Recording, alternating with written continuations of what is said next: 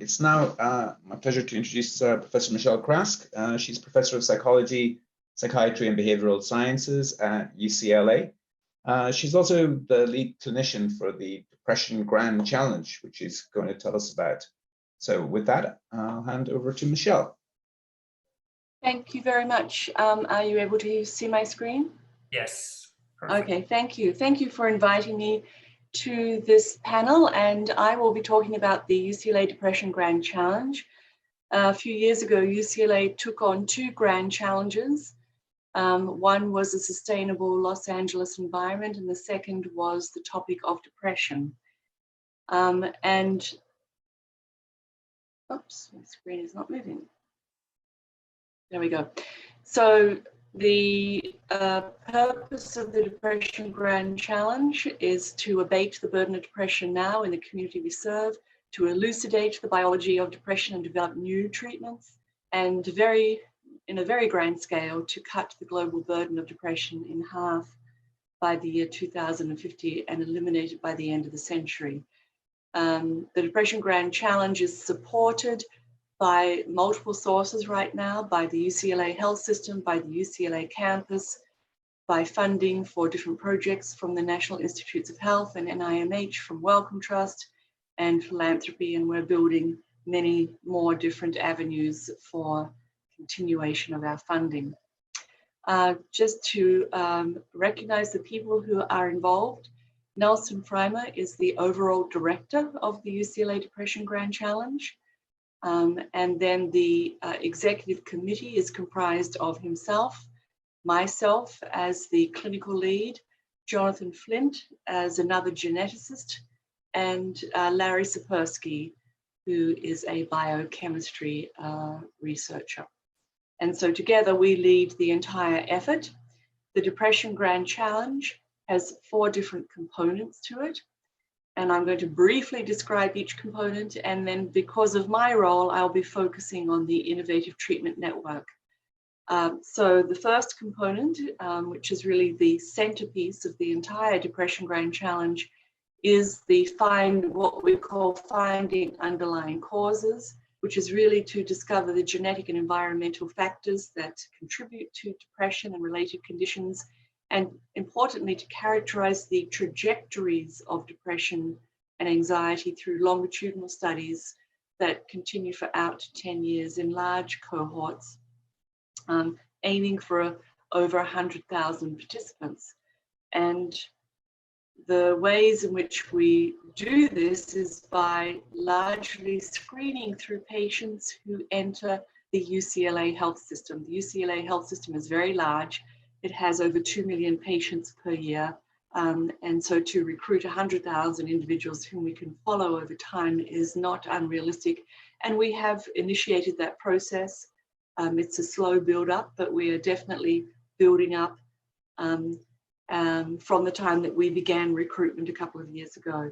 You can see on the right-hand side here that we're doing a broad scope of assessments in these individuals, obviously from genetic characterizing to neuroimaging and subsets, various assays for biological sampling, a lot of patient self-report that covers factors of early adversity, temperament, ongoing life stress, symptomatic reports, of course, and environmental stresses, as I said, that are continuing over the 10 years.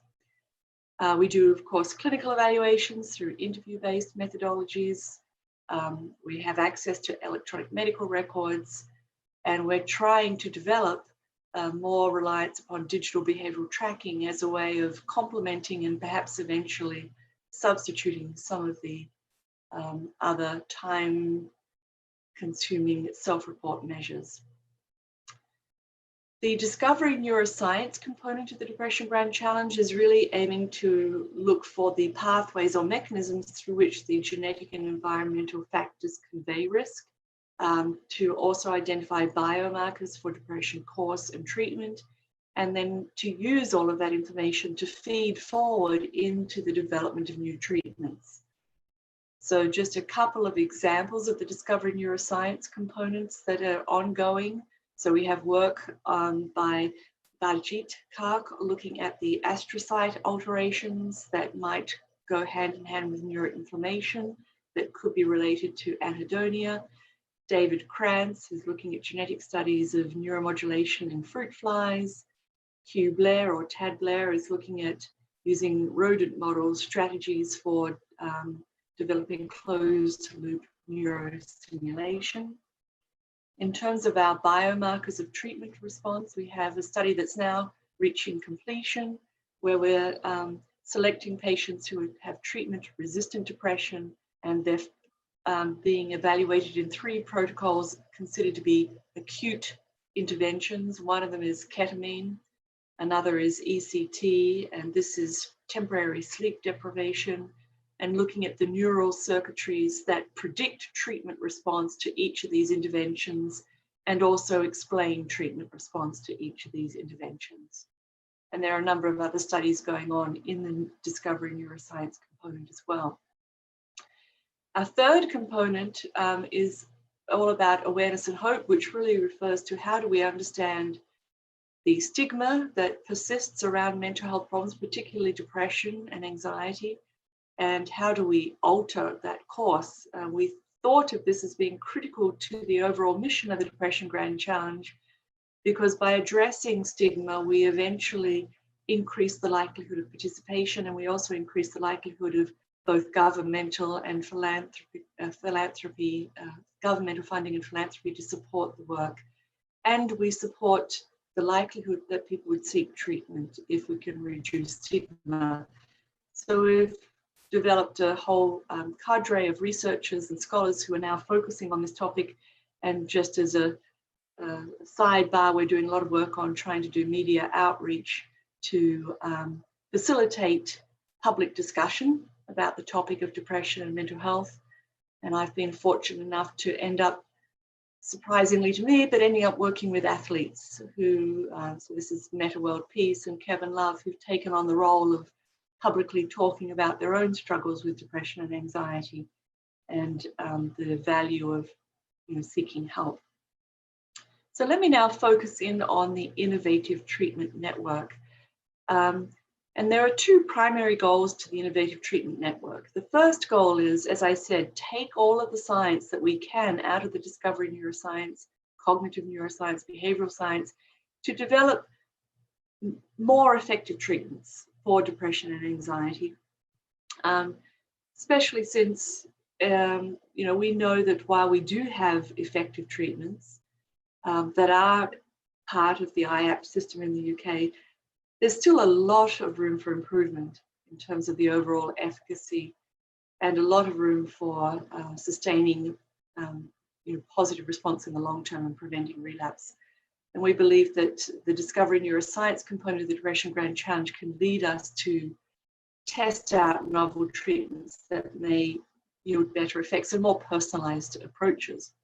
But while we're doing that, and because of our goal of selecting at least 100,000 people whom we will follow for up to 10 years, we recognize the need to develop a scalable model for assessment and treatment of depression, not only because of the feeling of an obligation to help these patients who are suffering, who may not otherwise be receiving help, but at least in the United States, about 37 to 38% of the population is receiving any kind of help, which means there are the vast majority who are not.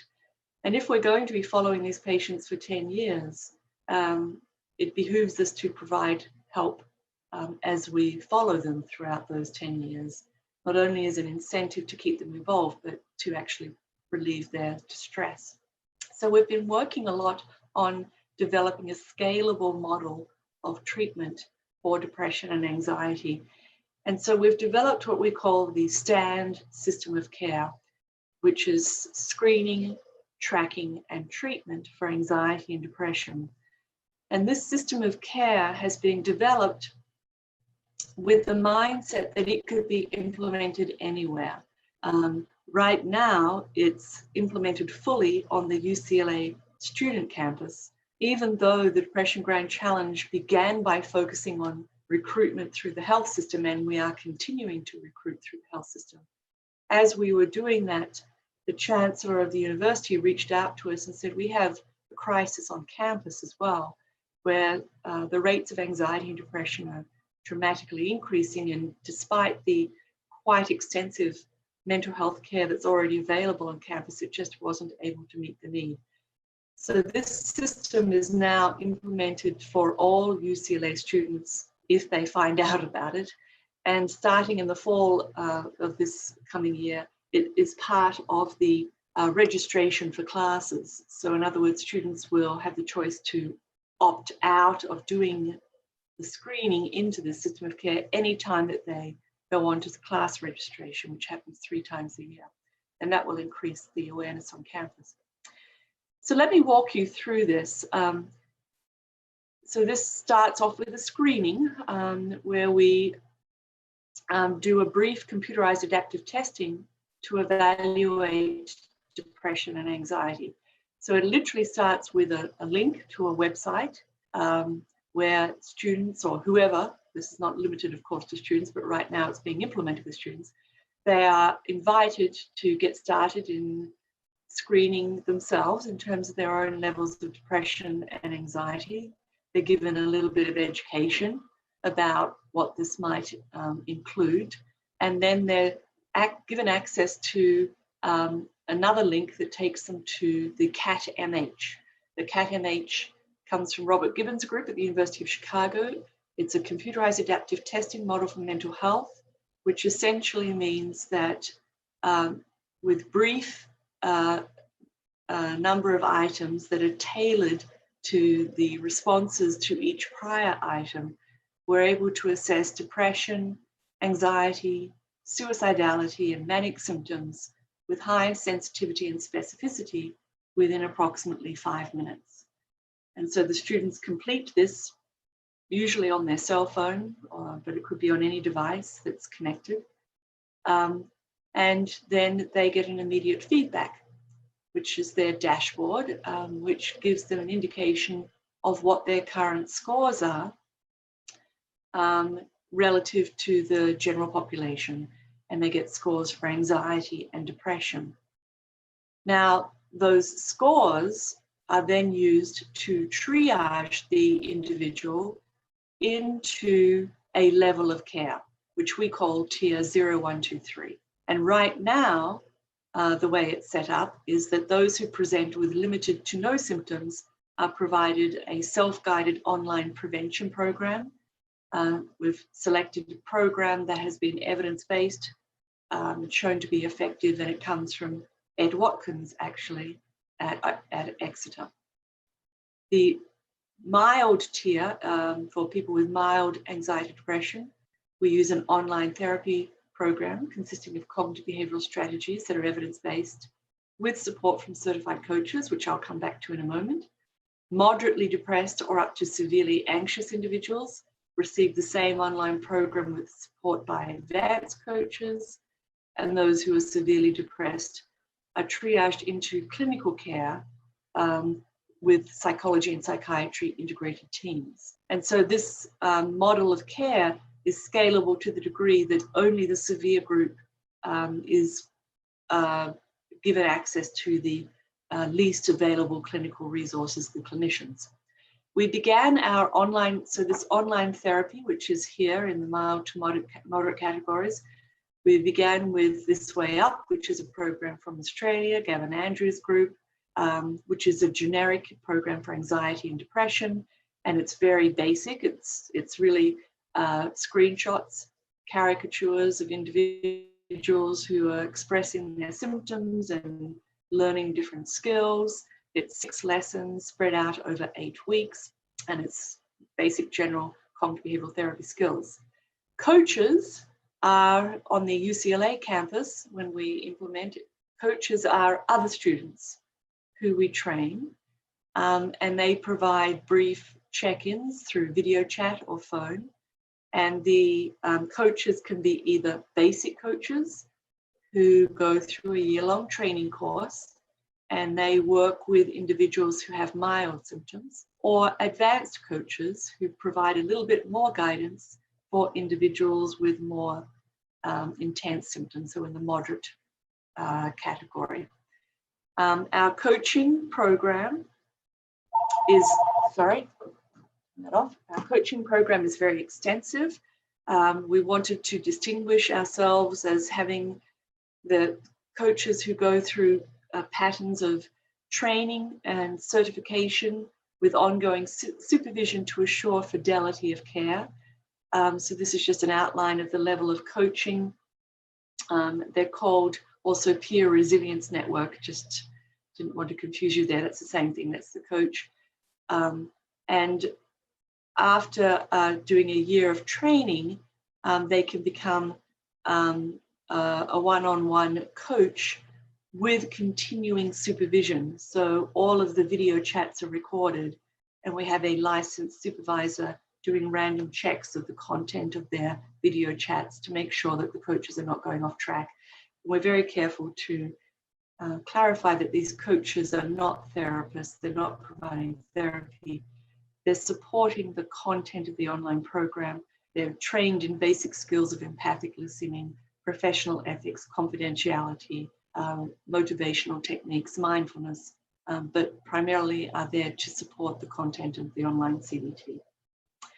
Those who go into the severe category are seen by a clinical team, which is an integrated team of psychiatry and psychology, with every intervention based on evidence-based protocols. Now, as I said, they're triaged into these levels of care, but we continue to track. So as soon as they enter our program, they're offered the option of doing that computerized adaptive testing every week for the entire time that they're with us, or every 2 weeks if they're in the lower level of care. And what that continuous tracking allows us to do is, number one, it gives us the chance to monitor suicidality and to respond in the event of endorsement of suicidality. So our protocol for suicide management is that if there is an endorsement of suicidality, meaning ideation plus intent or plus means or plus actual attempts, an automated alert is sent to a 24/7 crisis team who reaches out to the student to conduct a risk assessment. That crisis team makes up to 3 calls within 24 hours. If they're unable to reach the student, then it circles back to our team. If we're unable to reach the student, then it circles back to the, on campus, the crisis response team, who will physically go and locate the student. So that's specific to the UCLA environment. And you'll see in a moment that we've done quite a few of those kind of alert managements. The second thing that this continuous tracking allows us to do is it allows us to adjust the treatment. So for example, if somebody started off in the online therapy program, but their symptoms worsen or they endorse suicidality, then they'll be moved up to the higher level of care. If someone began in the higher level of care, they've completed focused evidence-based psychotherapy and pharmacotherapy protocol, they're doing well, they'll be moved down to a lower level of care as a method of maintaining treatment gains. So literally the person can be moving up and down the system the entire time that they're with us, which could be for the entire duration of their student career, it's up to them. So we think of this as an adaptive model, going from prevention to acute intervention to maintenance. The assessments that we conduct within this STAND system of care include what we call a behavioral health tracking app. This is the one that's still undergoing a lot of development and revision. But our hope is that by using smartphones to collect data such as physical activity and social interaction and sleep, that eventually that data will be able to be used to actually guide the treatment, so that if we find indications of poor sleep or social withdrawal or physical activity happening, even in between treatment contacts, which would be the blue circles, those would enable us to reach out and do a quick assessment and perhaps prevent a full-on relapse or crisis. So that's a goal that we're heading towards. We also do a whole batch of other measures, obviously diagnostic interviews for those who are in the highest level of care.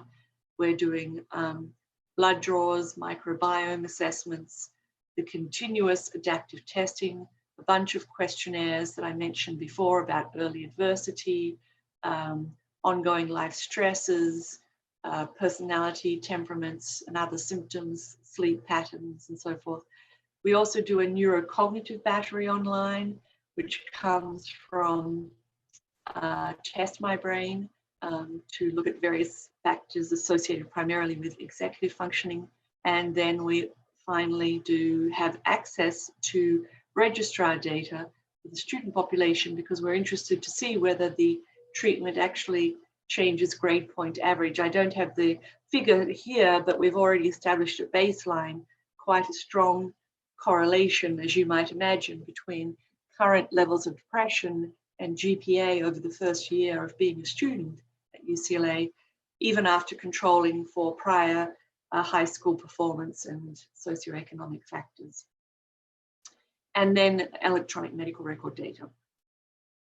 So to date, we've offered the screening to over 85,000 students. We've registered about 7,300 in the screening. We've offered treatment to over 3,500. We've responded to over 1,300 of those automated alerts when students endorse suicidality plus intent or method or attempt. And that is not unique individuals. Some of this is the same individual over and over again. We've trained, actually this is now over 500 student coaches. This is a tiny little bit of data from a subset of the sample, so within a specific interval of time, just to show that these treatment programs are having a positive impact. So the dark line here is tier 3. So these are individuals who started off with clinician care. Their depression scores, depression severity scores, decreasing over time, and their anxiety scores decreasing over time. These are individuals who are in the lower tiers, tier 1 and 2, their depression scores decreasing over time, as well as their anxiety scores. It's not great. These are just some, because we're continuously updating our system of care and the way we do things, we have pockets of data relative to the methods at that time. So this is based on relatively small samples at the time that the same methods were being used. Okay, where we're heading is the following. As I said, we began with an online therapy program called This Way Up from Australia. We chose that program because it was the most empirically supported program available at the time, and it's a very good program. But we've gotten feedback from our students and from the published data to suggest that individuals really prefer tailored programs, tailored online therapy programs. So we've now developed a suite of online programs that have specific modules relevant to specific kinds of problems. And the way we've developed these online therapy programs is that they're being supported by cognitive strategies to augment learning and retention and retrieval of information. And this is where we're heading, so that we will be doing a series of assessments to develop a treatment customization engine that will lead to a treatment recommendation, so that students or whoever it is who's using the program will then be directed to which module is most suited to them based on the inputting of data that they have provided. So that's for the online therapy portion of what we're doing. But we're also interested in this feature. So right now we triage to level of care based solely on symptom severity, much as is done for most step care models. And similarly, our method of tracking suicidality is based solely on symptom severity. Where we're going is an extension of what I mentioned just before. So we would like to develop a personalized engine that will direct people to the right tier of treatment. So instead of just relying on symptom severity, we will be using multivariate predictive modeling based on a variety of data sets to establish which tier of treatment is this individual going to respond best to, when should that tier of treatment be adapted, and what is the risk of suicidality using these kind of data. So looking at both symptom assessment, early adversity, behavioral tracking, neurocognitive functioning, and electronic medical records. Where we're also going is starting in August this year. We're going to be moving our system out to community colleges. The reason we're doing that is that in the United States, community colleges are generally speaking 2-year programs, and they're often transfer programs for students to get into the 4-year universities, but they serve a much more diverse, socioeconomically disadvantaged group of students. And in that group of students, you see the rates of depression, particularly severe depression, are much higher than in 4-year colleges. And in a number of surveys, 1/2 of students enrolled in community colleges have at least one mental health problem. And on top of that, they face enormous socioeconomic and life challenges. So in the community college population, in those who do not have any disability or medical condition, 42% are food insecure, 57% are housing insecure, and 15% are homeless. With those who have depression or anxiety as the primary and some other problems, you see the rates of those life challenges go up. So 60% are food insecure, 71% housing insecure, and 27% homeless. So there's enormous need for mental health issues combined with enormous life challenges. And yet the community colleges have very limited mental health resources. And so we're starting with one community college in East Los Angeles, which is a very economically disadvantaged area, to bring the whole STAND system of care there. We're also moving now into the health system, because back to where the Depression Grand Challenge began, we are recruiting patients through the health system to fulfill the primary goal of looking at genetic and environmental risks for depression. And we're starting with OBGYN clinics and moving then into primary care clinics. In the OBGYN clinics, we're looking not just at predicting depression, anxiety, but also using the STAND system of care to prevent and treat depression. And this is just an example of how our STAND system is modified in order to address the differences that come about by being in OBGYN relative to a student health system. In other words, the STAND system stays as a structure, but we modify different aspects in order to fit the needs of that group. So that's what I wanted to cover. And at this time, I think if there are any questions, I can certainly take some. Thank you, Michelle. So I think we have a few questions. So, sorry, the first question is rather long. Let me, from Talia Ely. Actually allow Talia to talk so she can ask a question. Okay, thanks, Jerome. Hi, Michelle. Thank you. That was a fantastic talk. I really, really enjoyed it. Thank you, Talia.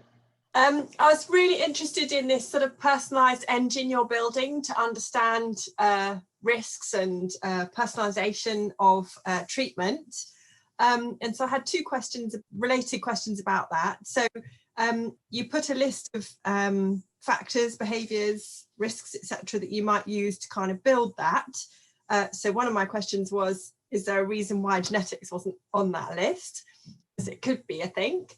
And the other was, once you've understood which factors are associated with outcomes, is the next step going to be that you can then do randomized controlled trials of allocating treatment on the basis of severity as you do at present, versus on the basis of the models that you build with all of that data? Yes. Thank you. Yes. Important work, and you'd be incredibly well placed to do it, but you didn't mention it, so I just wondered if that was where you're headed. Yes, yes. So yes and yes. So you're right that I did not put genetics on the slide, because at this point, the samples that we're recruiting to do the RCTs are still in the range of 800 to 1,000. And so we won't, I don't think we believe we didn't have enough data to do genetics as a predictor in the modeling. Perhaps we might. But we are doing RCTs to compare symptom severity alone to the multivariate predictive modeling for each phase, for the triaging to level of care, to when to adapt care, to the prediction of suicide and self-harm, and eventually to which specific module should the person receive within the online therapy.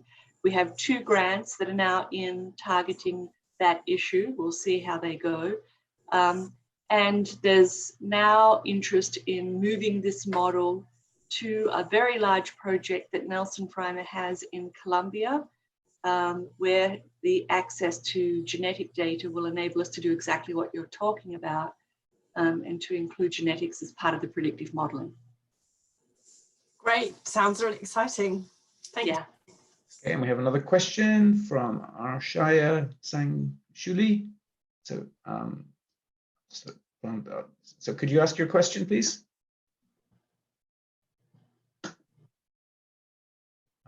Okay, I think she's just. Thank you very much for your presentation. It was quite excellent. I was wondering, has there been any attempt at, perhaps collaborating in different manners in, extending the program for translation and, adaptation and validation in other countries, perhaps? Yes, absolutely. So as I mentioned, we are now working to translate all of our materials for Colombia, the country of Colombia. So everything will be translated into Spanish.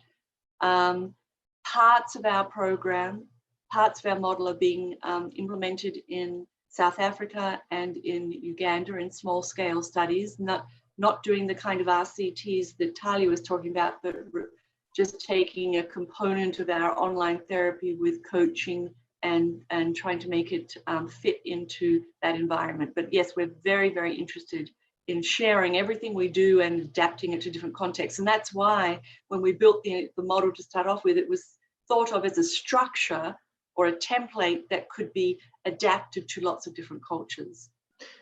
And who should be, who could be contacted, to have conversations in that regard? Oh, yourself. Okay. Yes. Thank you very much. If you're interested, just contact me, and then we can have a discussion about what could be done. Yes.